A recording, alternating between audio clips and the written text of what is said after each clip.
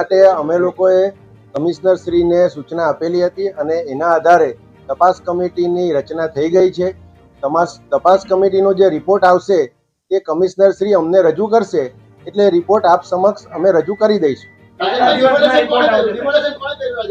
હું એ જ કહું છું, તપાસ કમિટીના માટે નિમાઈ ગઈ છે. આ હાઈકોર્ટ મેટર થઈ ગઈ છે. આના માટે હું હમણાં જવાબ આપી શકું તેમ નથી. આશીષ નાયકે કબૂલાત કરી છે કે અમે રોડ ખુલ્લો કરવા ગયા હતા, ભૂતિયા ડિમોલિશન નથી.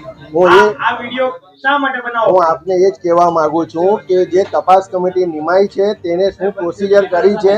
2 થી 3 દિવસમાં આપ લોકોને કમિશનરશ્રી તરફથી એના માટેની માહિતી મળી જશે, કેમ કે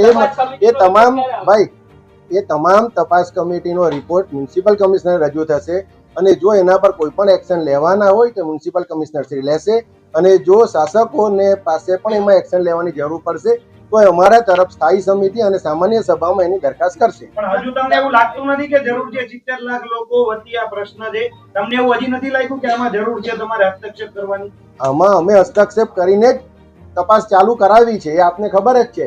હવે બીજી વાત છે કે જે તપાસ કરે છે અધિકારીઓ, એ લોકોને તપાસ કરવાનો આપણે સમય આપવો પડે. એ લોકોની રીતે તપાસ કરશે, તપાસ કરીને કમિશનરને રિપોર્ટ આપશે અને રિપોર્ટને આધારે જે જવાબદારો છે તેની સામે પગલાં ભરવાના આપશે તો પણ કમિશનર પગલાં ભરશે અને એનો રિપોર્ટ અમારા તરફ રજૂ કરશે. રાજનભાઈ, ચિત્ર જે બધા અધિકારી દેખાય છે તો તપાસની રમત કેમ? જો એ હવે તપાસનો વિષય છે, તપાસ થાય છે અને તેનો રિપોર્ટ અમને રજૂ થશે. બસ મારે એમાંથી વધારે કહેવાનું આવતું નથી.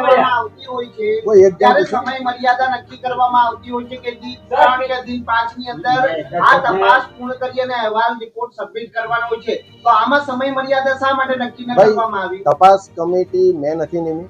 તપાસ કમિટી વહીવટી પાંખ તરફથી નીમવામાં આવેલી હતી અને એ વહીવટી પાંખને જે રિપોર્ટ પણ કરે છે અને રિપોર્ટને આધારે જ જે તે આગળના પગલા ભરાતા હોય છે. ત્યારે હું એ જ કહું છું, તપાસ કમિટીના રિપોર્ટના આધારે જે તથ્ય પર